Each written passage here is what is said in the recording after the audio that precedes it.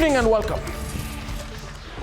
The full gravity of the threat to the Prime Minister's life because of the ghastly security breach cannot be swatted away by pseudos who say that we should not be complaining because an attack did not happen.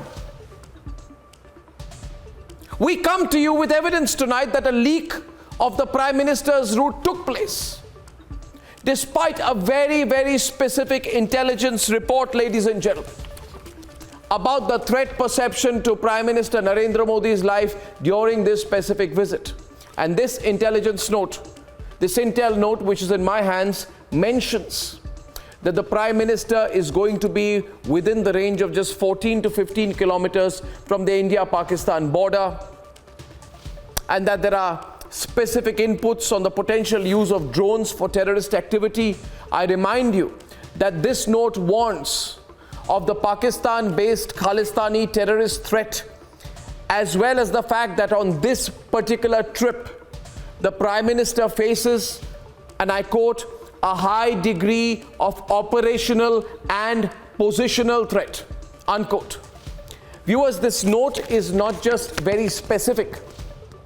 It should have made the Punjab police stand up in alarm and take all possible steps to protect the life of the Prime Minister of India on such a sensitive trip when they were told.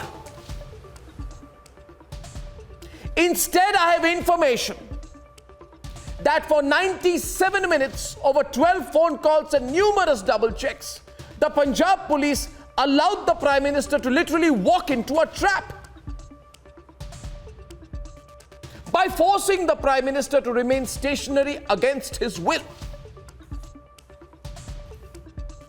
and against his security interest, with their men just casually walking around, just like nothing is happening, while the Prime Minister was made vulnerable, while his life was put at risk. The gravest violation of national security has been carried out, and which is why I need to talk about the role of some people in the media at this moment. They're not doing a balancing act, viewers. Just look through what they're up to. It's very dangerous. I feel very sorry for these Lutyens channels who are staging drama.